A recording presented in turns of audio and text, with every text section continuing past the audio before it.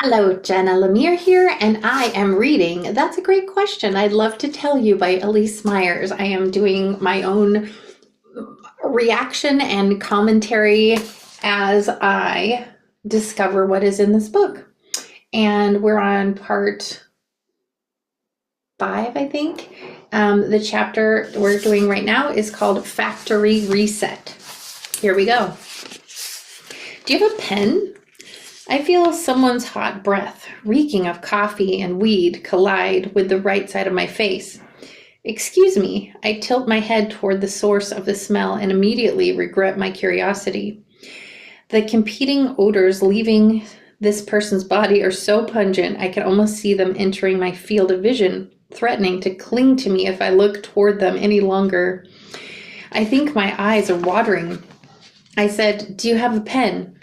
I've watched you pull out like 17 of them, all different colors, since I sat down 3 seconds ago. Can I borrow one?"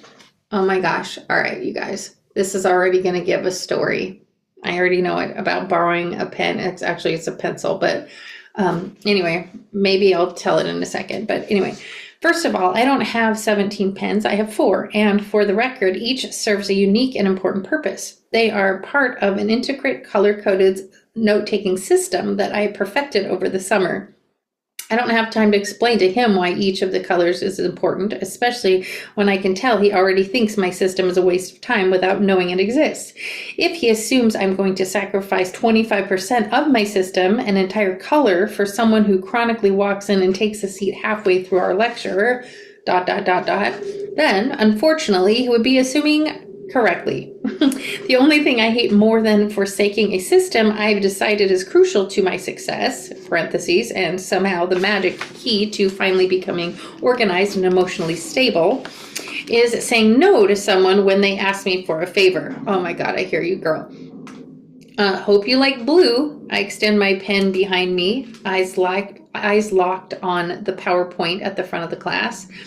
I have no idea what's going on, but when I figure out my pens are ready to document, when I figure it out, my pens are ready to document it.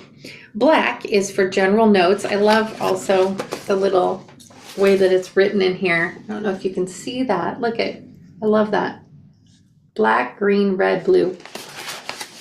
Black is for general notes. Green is for specific points I know will be important later.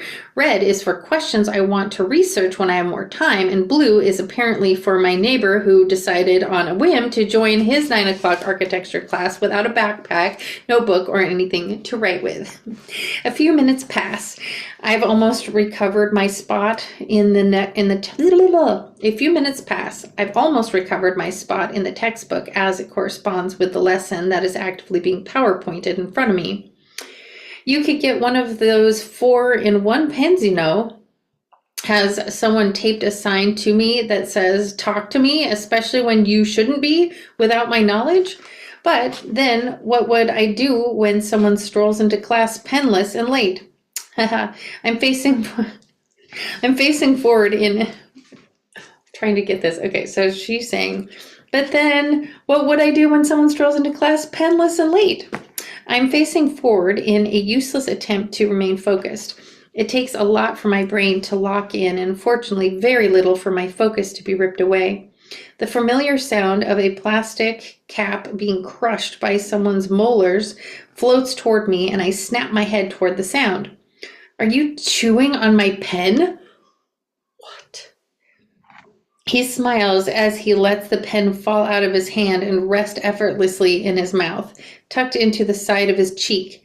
Just 3 minutes ago, it had been lying in my pencil case, where it belongs. Right now, perfectly untuned by a stranger's teeth. If anyone is going to nervously chew through my belongings, it's going to be me. Calm down, it's just a pen. Just a pen? I turn to face him. He clearly wants my attention, so now he's got it. If that pen belonged to you, you would be free to call it anything you like. Just a pen. Benjamin.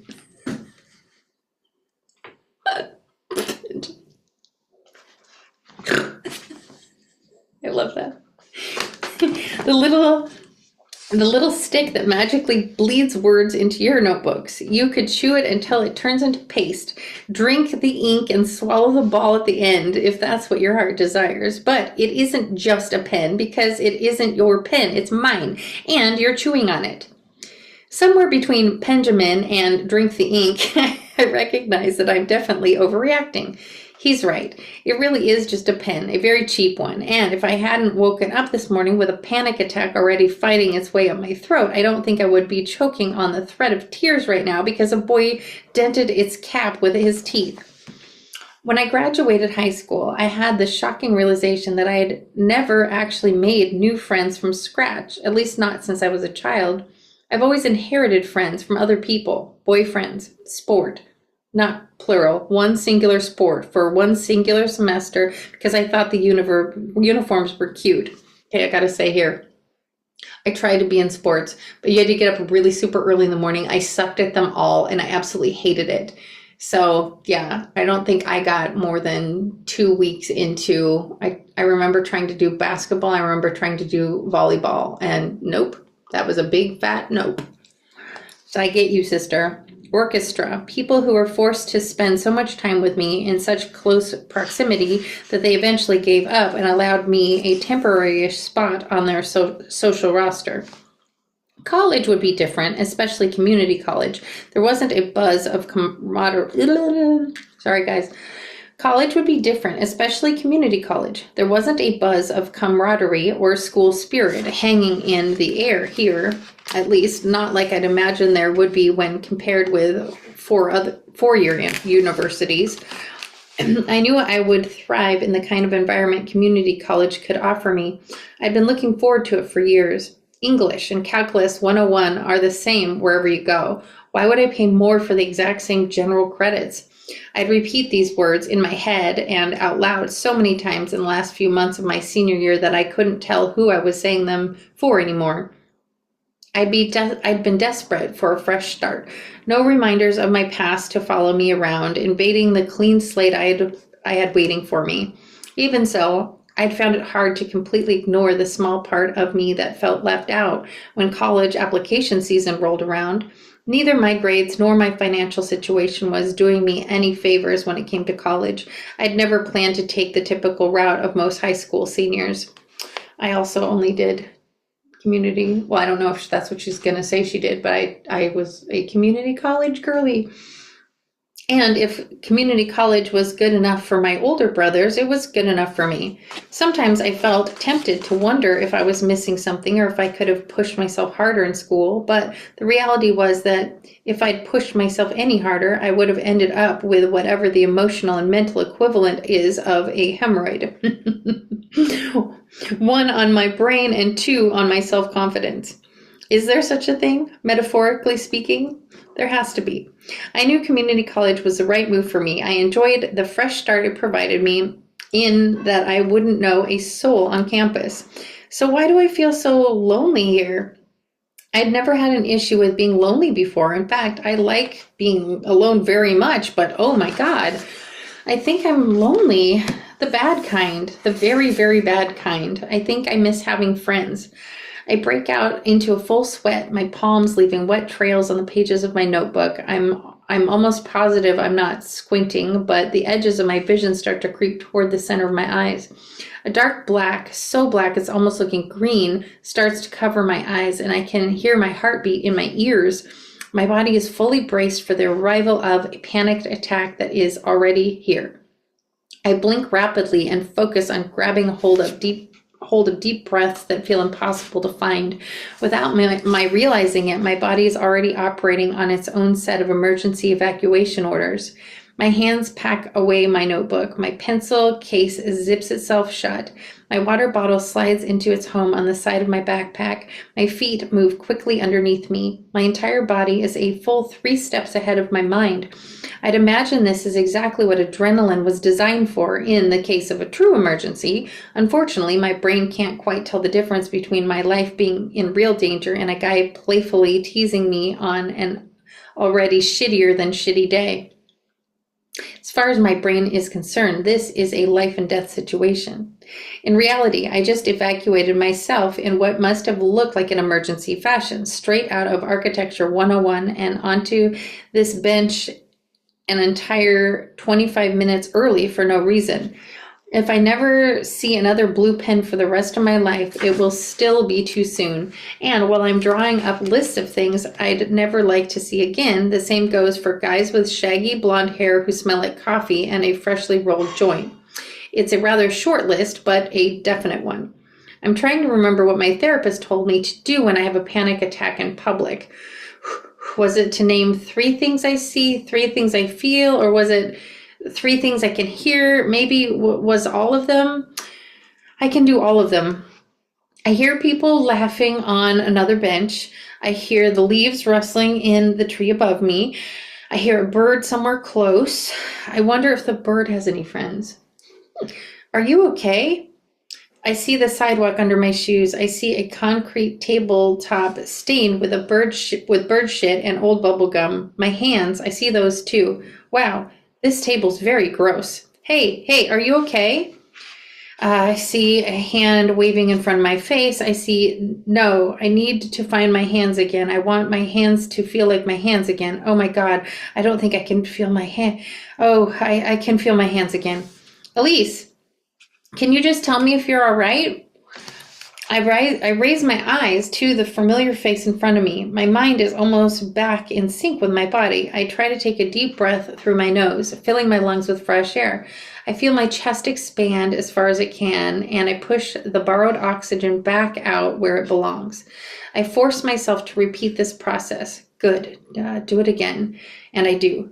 Everything seems to be working as it should, but surely I'm not seeing clearly because the face that's inches away from my own is the same one I'd been staring at just a few minutes ago in class, the face that smiled at me as I realized I was lonely, the smile that ruined my blue pen, the blue pen I'd never want to see again. Elyse, his hands are resting on my shoulders. I'm staring up at his Adam's apple, watching it move up and down the front of his neck as he talks to me. He has a nice mouth and very worried face. I know for sure I'm having a panic attack, I say through a labored exhale, but I also have an irrational fear of having. Inhale.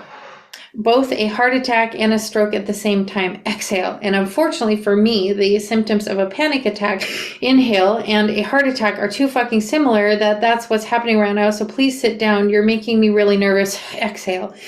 He sits down on the bench next to me and removes only one of his hands from my shoulders. I sense that he knows exactly what is happening with me, that he has experienced this many times before. I mean, it's a panic attack. Doesn't everyone get them? I close my eyes and feel every nerve ending in my body shut down apart from the ones beneath his hand. I'm Landon. You're Elyse. We're on campus at Orange Coast College, and it's Monday morning. I cough out a laugh and surprise myself by saying, it's Tuesday. What? You said it's Monday, but it's Tuesday. No, it isn't. We have architecture together on Tuesdays and Thursdays. Got it. It's Tuesday. A few silent seconds pass. So you're feeling better then? I'm used to hearing his voice a few rows behind me in class, 2 days a week. A voice that usually sneaks in late and sneaks out early. A voice that has no name and no pens. How does he know my name? You write your name at the top of your notebook every single time that you sit down to take notes. It's the only thing that you write large enough for me to see from where I sit. I'm about 90% sure I asked that question silently, but my face betrays my private thoughts so frequently that I'm used to others answering my silent questions. I'm so this way. You should really write everything else a little larger. It would make copying you so much easier. I attribute my C- to how impossibly small your handwriting is. This is so funny. Deep in my stomach, I feel the urge to vomit an apology, but once his words sink in, I feel more curious than I do apologetic. Our seats are not assigned. Why doesn't he just pick a different seat and copy someone else? Someone who actually has a clue what's happening in class. And while we're on the topic, he continues, as if I'm paying an equal part in this very one-sided conversation, can you settle a bet for me? Why do you write your name so large, and why do you write it at the top of every single page in your notebook? I personally think it's because you're afraid that you'll forget it. I like to picture you leaving small written reminders on Post-it notes everywhere you go. Your name, who you are, what you like, 51st date style. It's the only logical answer. He's smiling, but his tone carries the shadow of an inside joke where I'm the punchline and I'm not allowed to know why. If I didn't know any better, and I rarely ever do, I'd think I was being teased. 18 years ago, in college, fresh out of a panic attack, and I feel 10 all over again. All this time spent dreaming about being in a new place with brand new people has been a complete waste. All I wanted was my very own factory reset where I could completely unpack myself and select only the best and easiest parts of my personality to put back in. The parts people liked, the parts I created, tweaked, and fine-tuned so I would be someone that people liked liking. Maybe with all the strange and unlikable parts of me erased, I would transform into a friend maker. And if not a friend maker, then, for the love of God, at least someone who could easily blend in. But even here, I'm doing a terrible job blending in. I'm having a panic attack over a pen. My factory reset hasn't stuck. Is this some hellish debt I owe for being alive? I can feel my chest getting tight again. My breathing has become so shallow that I'm barely breathing at all. Fuck all the way off. Whew. My words emerge involuntarily. I'm as frustrated as I sound, but this near stranger doesn't deserve to know that. I sling my backpack over my shoulder while shoving his hand off. I push myself off the bench and march toward the student parking lot. Did he really not get enough of a rise out of me in class? He had to follow me all the way outside for more? Wage bets about me in his spare time? If I hadn't already passed the window of time when you could drop a class without it showing up on your transcript, I'd drop this godforsaken class the moment I got back to my apartment tonight. This class isn't even the class I thought I was signing up for because none of the buildings we're studying are even pretty. They all look like they were made out of shipping containers or built from a gingerbread house kit slapped together in one business day. I don't have a clue what's going on, and I'm running out of energy to pretend that I do. Shit! I'm sorry, wait! I hear him running after me. He's tall and catches up quickly. Please, just leave me alone, please! I throw my voice loudly in front of me, embarrassed at how desperate I sound to get away from him. For just a moment, I let myself picture how irrationally I'm behaving. What I must look like to him, a batshit crazy second semester community college freshman who has panic attacks over pens and cries when boys are mean. I can't explain that I feel isolated, that I feel stupid, that I feel like a failure. I can't tell him I'm exhausted from working 3 jobs 7 days a week so that I can pay my rent, that I was just ghosted by a guy who I'm positive is the only person I've ever actually fallen in love with, but he won't answer my texts unless the moon is out. I can't tell him that I've never felt like I was built to learn in a classroom, and I definitely can't tell him those fucking pens are the only thing that makes me feel like I have an ounce of control over my brain, which likes to wander out of the room without my permission. It always has and always will. My teachers were right. I wasn't made for school. I don't belong here. I don't realize I'm crying until the stream of snot sticks to my lips. Perfect. Would you stop power walking for 2 seconds? It was a bad joke, okay? I'm sorry. I continue to walk as fast as I can, the contents of my backpack sloshing from slide to slide. I narrow my eyes so I can't see his body in my peripheral vision. Very mature, Elyse. He is matching my pace with an incredibly insignificant amount of effort. I was trying to make you laugh. My timing was awful, but I was just trying to make you laugh. I stop walking. Do you just sit around and make fun of me with other people?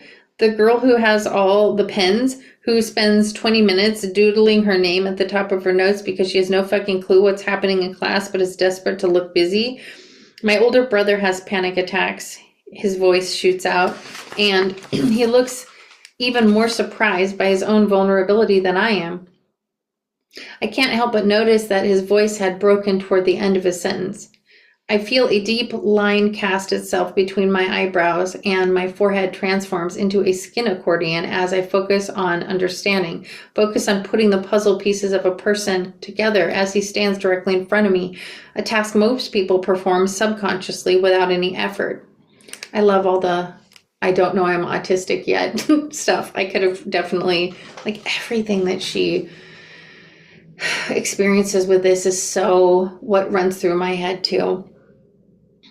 He looks exactly like you did back there. He's been getting them since we were little. They used to scare me, but because they obviously scared the shit out of him. They used to scare me because they obviously scared the shit out of him. But I can see them coming now. The way his face looks, how he's breathing, it happens fast. But I can always tell. Whatever version of him I'd met on the concrete bench a few minutes ago has returned, and I'm surprised by the emotion growing in my chest. It isn't panic or frustration. Is it something else, something good? I still feel pretty helpless, but at least I know that I can make him laugh. It's the one thing I can do. Other than that, I've got nothing. I was just trying to make you laugh. I'm sorry. Somewhere between 60 seconds and 40 minutes pass before either one of us say anything. I'm secretly hoping that a student driver will lose control and run me over before I have to come up with a response to the kindness and honesty that he just offered me. I'm not usually like this, I finally say. I quickly add, that's actually a lie. I'm pretty much like this all the time. I think you're just fine. His tone is flat and even. I wait for the rest of the joke, but it never comes. He really is trying to be kind.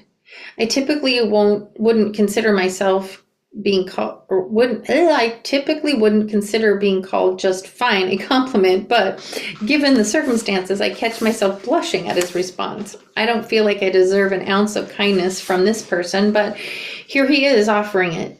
I wouldn't consider myself fine in any sense of the word, but either way, that's for me and my therapist to figure out. I'll be fine one day, probably. If you have any recommendations for good therapists, let me know. I left mine back in Colorado, and I haven't been able to find one since. I did actually try the free counseling sessions they offer here on campus. When I walked into my first session, the therapist waiting to meet me was someone I dated for a few weeks when I was enrolled here. That was a lot. No fewer than 10 questions pop into my head all at once. I have no clue how to prioritize them. They all feel equally urgent. Colorado, I say, with absolutely no hint of a question in my voice. Oh, I need to do that again. Colorado, I say, with absolutely no hint of a question in my voice. I'm so focused on making sure I don't lead with the whole dating the therapist thing that my mouth doesn't wait for my brain to turn the thought into a question. My post-panic attack conversation skills are about as smooth as sandpaper. Colorado, he offers plainly in return. He shoves both hands into the pockets of his brown corduroy pants. Colorado, very cool. I mean, I've never actually been, but it sounds very cool. Mountains, snow, other Denver things. My hands gesture toward the sky, and I'm very aware of how little I actually care to know about Colorado, especially when the alternative is asking for more details about the time he walked into a free therapy session and was surprised to find the person he'd probably kissed on the mouth. I can Google facts about Colorado. He is the only person who could tell me about the therapist. I can tell by the way that you're looking directly through me that you have more questions. I'm happy to answer them, but before that, I'm going to need some breakfast. I look at the watch that has lived reliably on my left wrist for so long that the anatomy of my arm underneath has started to make room for it. The groove in my wrist is proof that I am a complete stranger to change. The factory reset never stood a chance. Oh my God, it's already 10:15. I have to get to my next class in a few minutes. Do you like breakfast burritos? Wait, what? Well, I do. But I got car sick after eating a breakfast burrito once as a kid, and I haven't been able to eat one since. I stopped myself from continuing. New people, new place. I can be somebody who eats spontaneous breakfast burritos. I can be someone that spontaneously eats breakfast burritos. I like breakfast burritos. A breakfast burrito sounds really good. It absolutely does not, but it does sound better than sitting through English 101. You're going to like this place, promise. He walks confidently ahead of me toward the student lot, adding You're driving. I'm way too high. But didn't you drive here? There's this magical thing called hotboxing, Elyse. You should try it sometime. I think you'd really enjoy it. He's still walking forward. I jog to catch up to him so I can lead him to Gloria, the Toyota RAV4 my mom sold to me when I graduated high school. Everything about my car is perfect, besides the paw print license plate frame my mom had installed when Gloria was hers. Fun, he says mockingly when gently kicking my bumper to bring attention to the black and white paw prints dancing around my license plate. Those came with the car, I say defensively. I figured, he said through a smile. I sit in the driver's seat with my seatbelt buckled over my chest and waist and my hands gripping the steering wheel as I wait to start the car. I realize I'm in my car with a near stranger. My name is Elyse, by the way. I know you already know that, but until 10 minutes ago, I didn't know you already knew that. It just feels weird driving away from campus with you in my car before actually introducing myself. So your name is Landon, right? Right. Landon. Nice to officially meet you. We shake hands, which feels way too formal considering the events that have taken place in the last 30 minutes. Either way, I shake his hand with far too much force. I do this too. I'm positive I overdid it. Neither of us seems surprised. Landon calls out turn-by-turn directions to one of his favorite breakfast burrito spots 5 minutes from campus. I hadn't realized how hungry I was until we walked in. I copy his order exactly. There isn't anything particularly fancy about this place, just an average-sized room with loose tables and chairs bumping into each other as if they were thrown around in the wake of hungry customers. But somehow it feels like an extension of someone's living room. I like that very much. I'm flooded with memories of my Grandpa John's tamale making parties and the jobs he would assign to people before they even had a chance to sit down. Grandpa John loved food with his whole heart, and he loved people even more. So a day centered around food and people was practically heaven on earth for him. I liked his tamale making parties too, but for different reasons. Mainly because I felt special when Grandpa John would sneak me small taste tests of the ingredients he was working with and ask me to make sure nothing was poisoned. While Landon and I wait for our food, I'm already taking mental notes to come back to this restaurant again, maybe alone, so I can enjoy the full experience without the added pressure of conversation and getting the ratio of eye contact to no eye contact just right. Our order numbers are shouted from behind the counter at the volume that I assume is meant to reach the farthest corners of the patio outside. I jump aggressively. Sorry, Mia. Or Mija, I don't know, maybe that's, the source of the booming voice is a woman at least 6 inches shorter than me. Yeah, I think that's Mija. Sorry, Mija. The source of, that's how I am with my Spanish that I got a D on. I don't even know Mija. Although I hear people saying Mija. Is that a feminine friend? I don't know.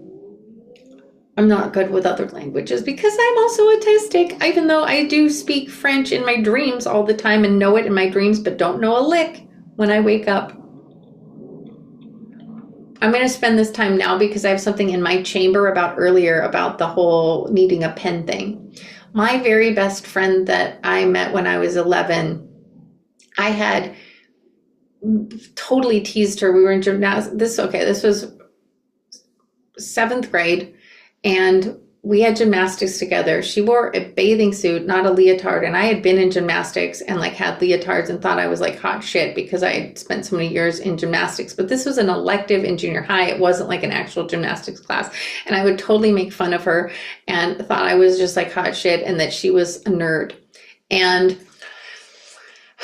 And then it was really weird because I had a class with her later and I felt like I had totally already bullied her and she was not even somebody that I had in my mind that would ever be helpful at all. And we were in the social studies class, I think it was, and we were having a test. And for some reason, this test felt like a big final or semifinal or something. I don't know. But I remember that there was a lot of official, you need to put your bags under this and you need to have whatever and have your pencils out and everything. So anyway, I have a pencil. And I'm maybe 2 or 3 questions into the test, my pencil breaks. And this classroom didn't really have I don't think you could get up from your chair. And that's why they were so adamant about us having our pencils sharpened and ready. And that's why mine was probably so sharp and ready that it broke. But anyway, I broke my pencil and I started feeling this hotness all over my body. And I'm like, oh my God, what am I going to do? And I'm kind of like looking in front of me. So I'm looking at the person here and like, do you have a pencil? And I'm like, also, you're not supposed to talk to people because it's a test. And I'm like looking all around. And then like a chair or two behind, I get this like, hey, and I kind of look and it's this girl. And from the gymnastic class that I thought hated me because I was bullying her. And she just reaches out and hands me this pencil. And at that moment, I thought to myself, how could someone be so nice to be seeing me so stranded in my situation, even though I was ruthlessly mean to her, and offer me a pencil? And I remember in that grabbing of a pencil that day,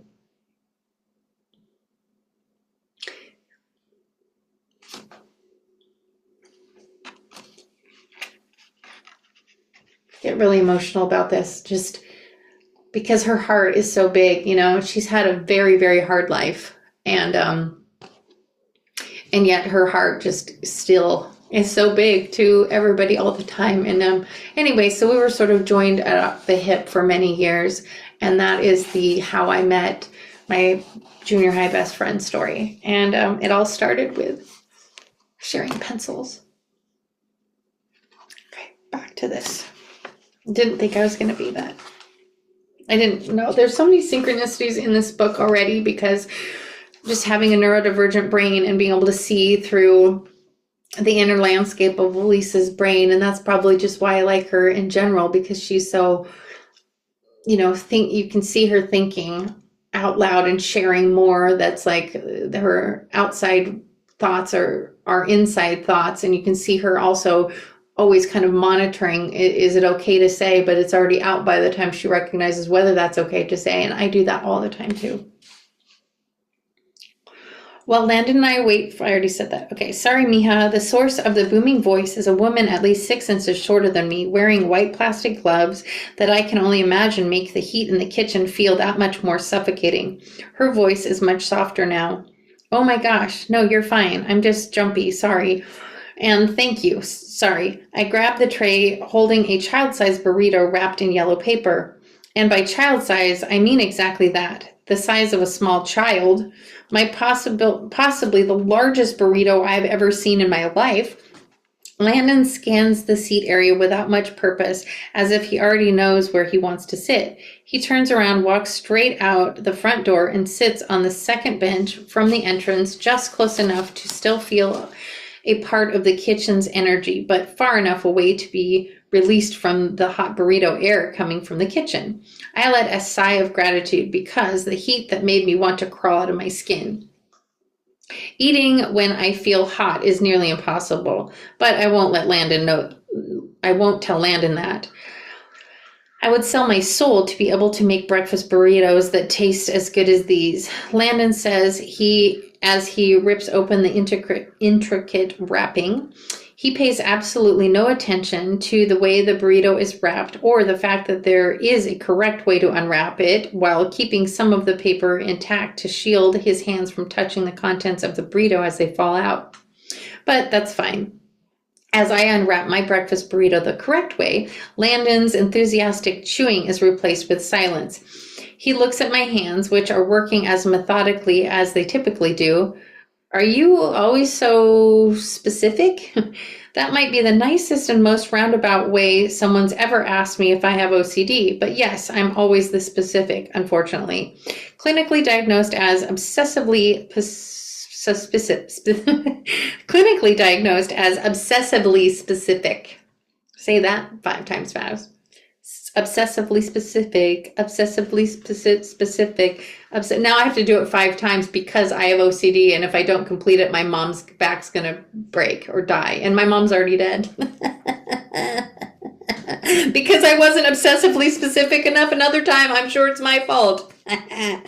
Okay. I raise my burrito a few inches into the air as a silent submission of proof, except for when it comes to my personal space, which always surprises people. I've had a pile of clothes living on the side of my bed for a few weeks now, which is funny because I literally just did a video like yesterday about, I think it was my clothes living. Anyway, okay, sorry. It looks messy, but I could tell you every single article of clothing in that pile right now if you ask me to. If I can't see something, my brain forgets it exists. So everything eventually ends up in piles. I can respect that. He nods into his burrito and returns. Now I want a burrito. Oh, I want a burrito so bad. Whoever is watching this, if there is anybody and you got to this point, comment in there. I want a burrito too. Okay. Unless you don't want a burrito, then say what you do want. Is there something you're hungry for right now? I'd like to know. God, does that feel like one of those subscribe, follow, blah, blah, blah. I hate it when that happens. Okay. I can respect that. He nods into his burrito and returns to eating with renewed excitement. An unspoken agreement settles between us as we eat our burritos. We'll pick our conversation back up when we're done eating. And then it looks like she's got like some specific ways of how to eat a burrito here. It's nice to take bite after bite without the possibility of a question looming over me. I break my silence only after Landon lightly chokes on a bite that is a little too big. Between the coughs, he stares at the burrito as if it's betrayed him. This is reminding me of, I think, an Ellen DeGeneres skit where she like trips over like a crack in the sidewalk and then she just like looks down like stupid sidewalk. Like the burrito's betraying. Anyway, this whole like anthropomorphizing and things is so big for me. So big, huge.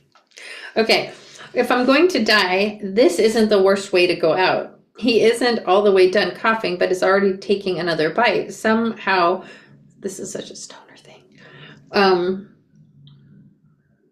Somehow, one that's even larger than the bite that made him choke. So, are we just not going to talk about the whole therapist-girlfriend situation?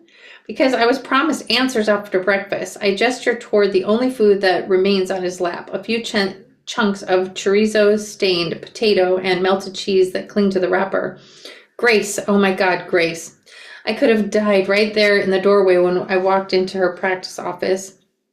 We're sitting side by side on the bench. As he tells me the story.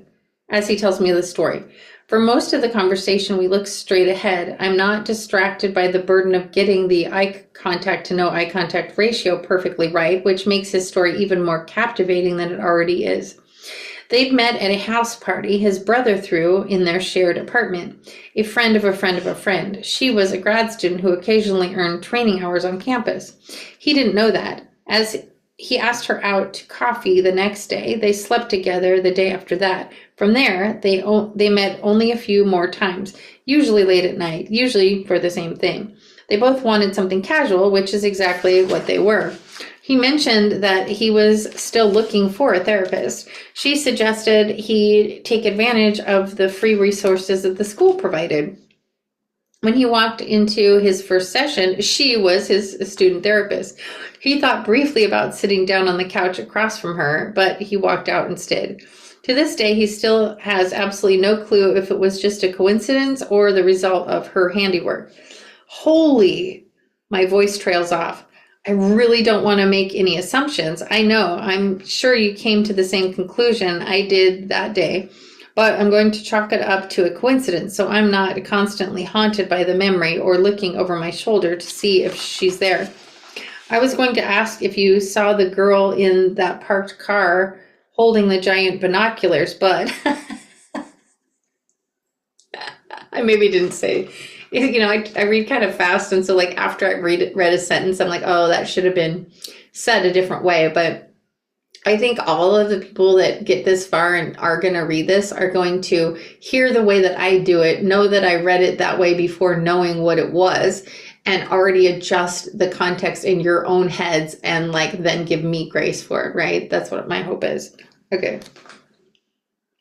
I was going to ask if you saw the girl that parked in that parked car holding the giant binoculars, but it's maybe more how it's supposed to be. I point at a parked car across the street, but laugh before I can finish the rest of my sentence. His laugh eventually joins me, and for a brief moment, I forget how horribly the day had started, how heavy my chest felt when I woke up. I feel so happy right now. I don't feel lonely or specific or anxious, just happy. He's so nice, and I feel happy, and happy feels nice. As quickly as the relief of forgetting washes over me, panic replaces me. Oh my God, what if he thinks this is a date? I'm not entirely sure where the thought came from, but here it is. This isn't a date, I say a few notches louder and faster than I meant to. Landon is still mid-laugh as the statement jolts out of my mouth. I'd clearly surprised both of us with the urgency of those 4 words. I watch as his face quickly passes through a range of different emotions. I gotta tell you guys something, because I was at a doctor's appointment the other day. I'm gonna show you this. Do you see this bruise? So I was at a doctor's appointment showing her this little thing that I'm having checked, okay? But in doing this, obviously you see something way bigger. And we had gone to a concert, and I think as I was trying to get out, there was this wall, and I hit it really kind of hard, and it made a bruise. But I'm at the doctor's office. I'm showing her this. She sees the bruise, and the first things out of my mouth are, I have a really good partner, and he treats me well. Which he does. But because of how, I saw a bruise, and, my mind goes straight to, my name is Luca. Which, if you're not my age, you're not going to get that. But I'm thinking of how people report all this abuse and stuff when they're in doctor's appointments, and how a lot of times that's when domestic violence is seen, or child abuse and these kind of things. And so I see this, and I'm thinking, surely that's the first thing she's thinking is, I hope that this woman isn't being battered.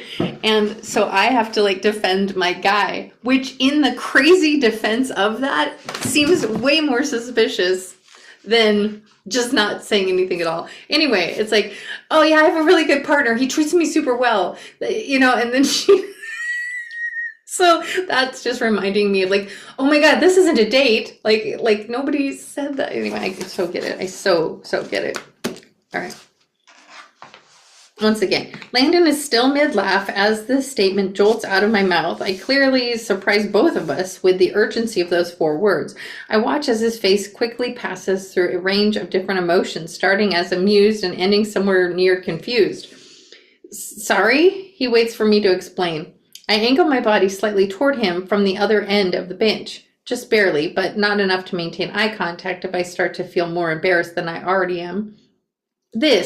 I point back and forth between the 2 of us a few times, my wrist looking completely boneless. This isn't a date. It can't be a date. I don't want it to be. I needed to make sure you knew that, and that I knew that, and that you knew that I knew that.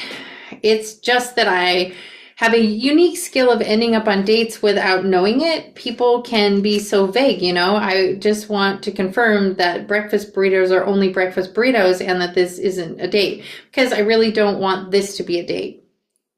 Why don't you just punch him in the face while you're at it? He gets it. Stop talking. His expression is nearly unreadable now. If I had to guess, I might say pity is what I'm seeing. Oh God, please don't be pity. Oh wait, I guess these are all her voices. Okay, so one more time, I'm gonna go back. He gets it. Wait, why don't you just punch him in the face while you're at it? He gets it. Stop talking. His expression's nearly unreadable now. If I had to guess, I might say pity is what I'm seeing. Oh God, please don't be pity. Okay. I don't want you to take this the wrong way, but in no way did I think this was a day. I just wanted to make sure that you knew I wasn't a complete asshole after how I'd acted in class today, and the classes before today, and then again outside. Wait, am I just an asshole? It's definitely possible. My tone is reassuring. My words are not. Anyway, no, I didn't think this was a date. I thought maybe I'd be able to make a new friend. But mostly I was just focused on fixing the me being an asshole thing. I didn't even consider the thought that this might seem like a date. Did he just say friend? Does he want me to be his friend? Am I a friend maker? Oh, Elyse.